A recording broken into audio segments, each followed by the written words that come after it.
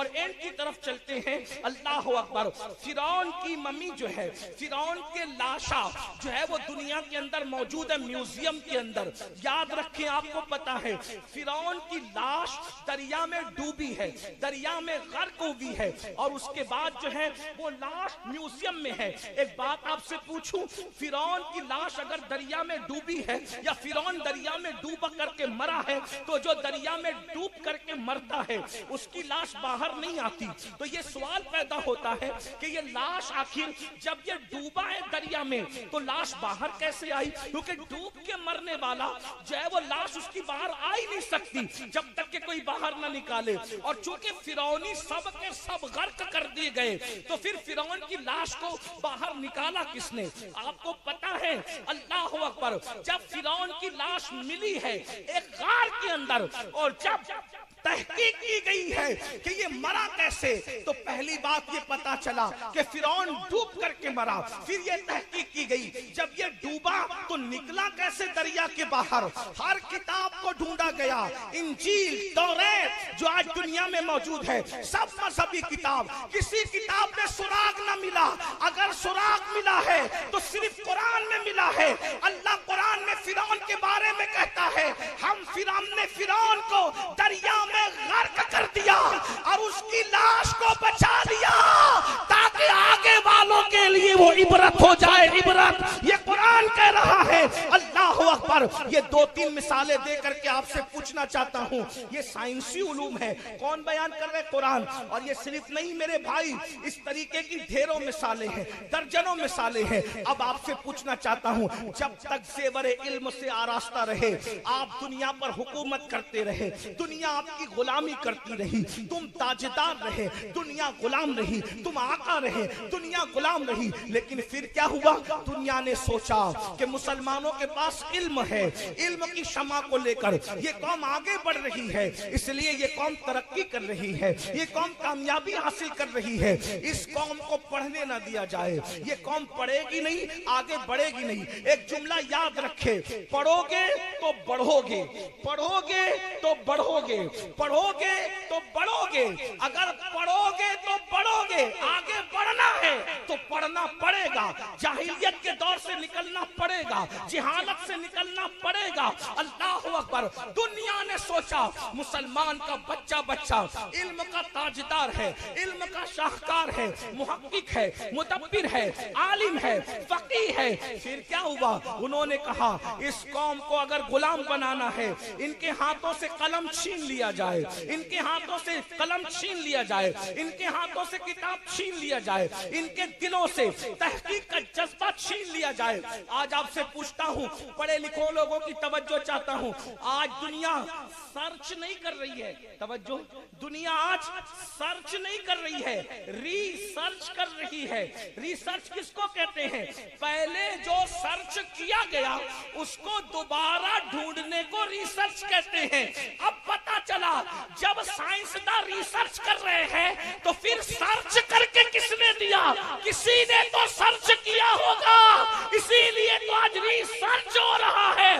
تو جس نے سرچ کر کے دیا ہے اسی کو قرآن مقدس کہتے ہیں. آپ کو نہیں پتا, قرآن کہتا ہے الذین یذکرون اللہ قیاما وقعودا وعلی جنوبہم ویتفکرون فی خلق السماوات والارض ربنا ما خلقت ھذا باطلا سبحانک فقنا عذاب النار. اللہ نے کسی چیز کو بیکار پیدا نہیں کیا. یہ آیت مبارکہ کا آخری حصہ بتا رہا ہے. پتا چلا سورج کا معاملہ اسلام بیان کر رہا ہے, چاند کا معاملہ اسلام بیان کر رہا ہے, ستاروں کی انجمن اسلام بیان کر رہا ہے, گلیکسی کا نظام اسلام بیان کر رہا ہے. آپ کو نہیں پتا اتنی بڑی صبح آتی ہے, رات کہاں چلی جاتی ہے, رات آتی ہے, صبح کہاں چلی جاتی ہے. آپ کو پتا ہے کسانی کا ہنر قرآن بیان کر رہا ہے, پودوں کا تصور قرآن بیان کر رہا ہے, شفق کا جمال قرآن بیان کر رہا ہے, افق کی سرخی قرآن بیان کر رہا ہے, دریاؤں کی روانی قرآن بیان کر رہا ہے, سمندر کی موجیں موجیں قرآن بیان کر رہا ہے، کشتیوں کا چلنا قرآن بیان کر رہا ہے، رات کا آنا جانا قرآن بیان کر رہا ہے، دن کا آنا جانا قرآن بیان کر رہا ہے، سورج کہاں ڈوبتا ہے قرآن بیان کر رہا ہے، سورج کہاں سے نکلتا ہے قرآن بیان کر رہا ہے، پہاڑوں کی بلندی قرآن بیان کر رہا ہے، کہاں تک گھسے نیچے قرآن بیان کر رہا ہے، پانی کے سوتے کس شان سے پھوٹتے ہیں قرآن بیان کر رہا ہے۔ اس لیے دنیا جانتی ہے جس قوم کے ہاتھوں میں قرآن ہوگا اسے شکست نہیں دیا جا سکتا، کیونکہ یہ علم والی قوم ہے۔ ان کو ان پڑھ رہنے دو، ان کو جاہل رہنے دو، ان کو پڑھنے مت دو، ان کے باپ دادا علم والے تھے، ان کا علم سے رشتہ کاٹ دو۔ اور اللہ اکبر، 1 صدی ہو رہی ہے، اس سے زیادہ ہندوستان میں علم کا رشتہ مسلمانوں سے کاٹ دیا گیا۔ آپ کو پتا ہے یہ ہندوستان کی زمین ہے، ہندوستان کی زمین کی تاریخ ہے۔ ہندوستان کی عدالت کا جج کون ہوتا تھا تمہیں پتا ہے؟ ہندوستان کا چیف جسٹس کون ہوتا تھا تمہیں پتا ہے؟ صدر الصدور کون ہوتا تھا تمہیں پتا ہے؟ تاریخ پڑھو اور دوسروں کی مت پڑھو، اپنے بزرگوں کی پڑھو۔ اوروں سے کہا تم نے، اوروں سے سنا تم نے، کچھ ہم سے بھی کہا ہوتا، کچھ ہم سے بھی سنا ہوتا۔ ہندوستان کی تاریخ ہے، ظہر کی اذان سے پہلے عدالت میں چیف جسٹس کی حیثیت سے جو فیصلے کرتا تھا، ظہر کی اذان کے بعد وہ جامع مسجد میں آ کے نماز پڑھاتا تھا، اسی جج کو دنیا علامہ فضل خیرآبادی کے نام سے جانتی ہے۔ یہ اپنے علم، اپنا علمی معیار، انگریز لوگ فضل خیرآبادی کے شاگرد تھے۔ فیصلوں کے فن کے اعتبار سے آپ کیا سمجھتے ہو؟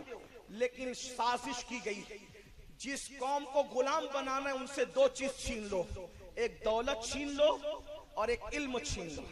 جب دولت اور علم چھین جائے گی پھر ان کو غلام بنانا آسان ہوگا، ان کو مارنا آسان ہوگا، ان کو کاٹنا آسان ہوگا، ان کو تباہ کرنا آسان ہوگا۔ اور پھر علم اور دولت کا رشتہ توڑنے کے لیے کیا کیا گیا؟ ہمیں نشے میں گرفتار کر دیا گیا، ہمیں فلموں میں گرفتار کر دیا گیا، ہمیں گانوں میں گرفتار کر دیا گیا، ہمیں غزلوں میں گرفتار کر دیا گیا۔ وہ قومیں جو رات بھر تحقیق اور ریسرچ کرتی تھی، اس قوم کو مشاعروں میں مبتلا کر دیا گیا۔ رات بھر زلف و رخسار کی بات کرو اور علم کی بات نہ کرو، تحقیق کی بات نہ کرو، تدبر کی بات نہ کرو۔ میرے آقا علیہ السلام کے غلاموں، تمہارے ٹیلنٹ سے آج بھی لوگوں کو خطرہ ہے، اس لیے دنیا تمہیں پڑھنے نہیں دینا چاہتی۔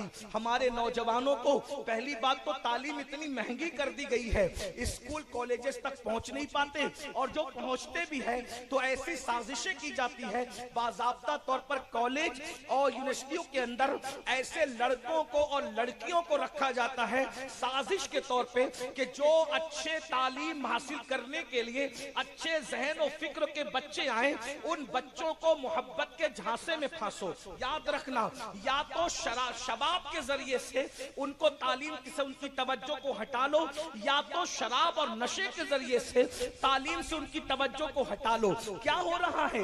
آج ہمارے بچوں کو پڑھنے نہیں دیا جا رہا ہے۔ جو بچے پڑھنے جاتے ہیں یا تو حسن کا شکار ہو جاتے ہیں یا تو نشے کا شکار ہو جاتے ہیں۔ سلطان صلاح الدین ایوبی نے کہا تھا، کسی بھی قوم کو تباہ کرنے کے لیے میزائل اور ہتھیار سے زیادہ اگر خطرناک کوئی چیز ہے تو وہ شراب اور شباب ہے۔ اگر کسی قوم کو شراب و شباب میں مبتلا کر دیا جائے تو پھر اس قوم کو مارنے کے لیے ہتھیاروں کی ضرورت نہیں رہتی۔ افسوس، آج میری قوم کو کیا ہو گیا؟ پہلی بات تو بچے پڑھتے نہیں، اور جو بچے پڑھنے جاتے ہیں یا تو وہ کسی کی محبت کا شکار ہو جاتے ہیں یا تو وہ نشے کا شکار ہو جاتے ہیں۔ اے میری قوم کے جوانوں، خدا کے لیے اپنی حال پہ رحم کرو۔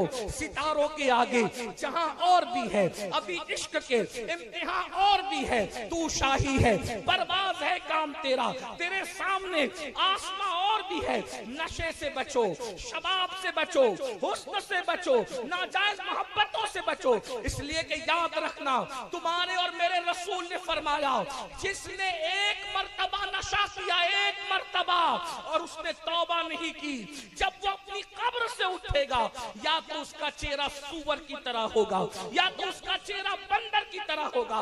اے قوم مسلم کے جوانوں، اپنے آپ کو سنبھالو، دنیا نے سازش کے طور پر تمہارے درمیان درک کا نشہ، ہیروئن کا نشہ، گولیوں کا نشہ، شراب کا نشہ، الگ الگ نشے کو پرموٹ کرنا شروع کیا ہے۔ اور آپ جانتے ہیں کووڈ کے بعد سے تعلیمی معاملے میں اور گراوٹ آئی ہے، کیونکہ میں خود بھی ایک میڈیم انگلش اسکول کا چیئرمن ہوں اور جونیئر کالج کا بھی چیئرمن ہوں الحمدللہ۔ حالانکہ اس اعتبار سے ہم اپنا تعارف کبھی کرانا پسند نہیں کرتے، ہمارا تعارف یہ ہے، اللہ اکبر، صدق و صفا، گشت بیچارہ جامی، غلام غلامان آل محمد۔ ہم نے خود اسکول قائم کیا ہے الحمدللہ، سنی دعوت اسلامی کے 15 سے زائد اسکول میڈیم انگلش اسکول چل رہے ہیں، اللہ کا شکر ہے۔ تعلیم کے معاملے میں ہم محنت کر رہے ہیں، اس لیے کہ ہم جانتے ہیں اللہ کے رسول علیہ السلام نے 23 سال کی قلیل مدت میں جو پورے عرب کے اندر انقلاب پیدا کیا تھا وہ خالص علمی انقلاب تھا۔ نماز کا حکم آنے سے پہلے، روزے کا حکم آنے سے پہلے، زکوٰۃ کا حکم آنے سے پہلے، صلہ رحمی کا حکم آنے سے پہلے، سب سے پہلے جو آیت نازل ہوئی ہے وہ کون سی ہے؟ اقرا بسم ربک الذی خلق خلق الانسان من علق۔ یہ آیت مبارکہ پڑھنے سے تعلق ہے، پڑھو اپنے رب کے نام سے۔ میرے بھائی جو دینی تعلیم بھی پڑھو، اور جسے لوگ دنیاوی تعلیم کہتے ہیں، ہم تو دینی اور دنیاوی تعلیم میں فرق نہیں کرتے۔ ہر علم قرآن سے نکلا ہے، ہر علم کے سوتے قرآن سے پھوٹتے ہیں، ہر علم کا سرچشمہ قرآن ہے، لیکن لوگوں نے تفریق کر دی اگر ہے تو ٹھیک ہے، لوگوں نے تفریق کیے تو سن لیں۔ دینی تعلیم بھی حاصل کرو اور دنیاوی تعلیم بھی حاصل کرو، اور دینی تعلیم بھی اپنے بچوں کو دو اور دنیاوی تعلیم بھی دو۔ کتنی دنیاوی تعلیم؟ اتنی دو کہ گریجویٹ سے کم کوئی بچہ یا بچی نہیں رہنے پائے، اور دینی تعلیم اتنی ہونی چاہیے کہ گھر میں بچہ پیدا ہو تو اذان ہم خود ہی دیں، اور کسی کا انتقال ہو جائے تو جنازہ بھی ہم خود ہی پڑھائیں۔ ہمیں کسی مؤذن کی ضرورت نہ ہو، ہمیں کسی امام کی ضرورت نہ ہو، خود کفیل بنو۔ مگر حالات علمی گراوٹ کے یہ ہے، ہم اتنا علموں سے دور ہو چکے ہیں کہ دینی علم کی گراوٹ کا حال یہ ہے، اللہ اکبر، کہ گھر میں بچہ پیدا ہوتا ہے تو بھی کہتے بلاؤ مولانا کو، بلاؤ مؤذن کو، بلاؤ پیر صاحب کو۔ کیوں؟ گھر میں بچہ پیدا ہوا تو اذان دینے کی اوقات نہیں ہے، اور باپ مر جائے تو نماز جنازہ پڑھنا نہیں آتی۔ کیسے مسلمان ہو؟ اللہ اکبر۔ ایک وقت وہ تھا دی اذانیں کبھی یورپ کے کلیساؤں میں اور افریقہ کے تپتے ہوئے صحراؤں میں، دشت تو دشت ہے، دریا بھی نہ چھوڑے ہم نے، بحر ظلمات میں دوڑا دیے گھوڑے ہم نے۔ ارے تم نے افریقہ کے صحراؤں میں اذان دی تھی، کلیساؤں میں اذان دی تھی، تم صحراؤں میں اور کلیساؤں میں کیا اذان دو گے؟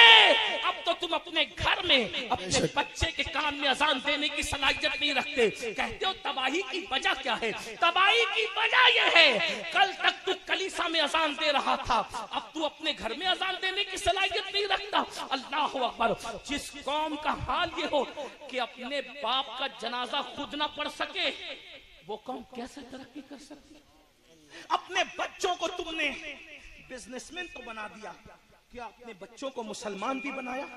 کتنا کم نصیب ہے وہ باپ کہ ساری دنیا جنازہ پڑھے اور اس کا بیٹا اس کا جنازہ نہ پڑھے، تو تمہاری زندگی پر طوف افسوس ہے۔ کما تدین تدان۔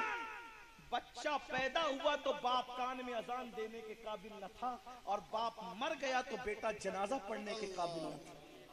یہ حال ہے۔ پھر کہتے ہو کہ ہم تباہ کیوں رہے، برباد کیوں رہے؟ کم سے کم علم دین اتنا سیکھو، اتنا علم دین سیکھو، اور اپنی بچیوں کو کہ علم کا ماحول یہ ہو، علم کا ماحول کہ گھر میں بچہ پیدا ہو تو اذان ہم دیں گے، فاتحہ ہم کریں گے، قربانی ہم کریں گے۔ معاذ اللہ میں علماء سے دور کرنے کی بات نہیں کر رہا، میں آپ کو خود کفیل ہونے کی بات کر رہا ہوں۔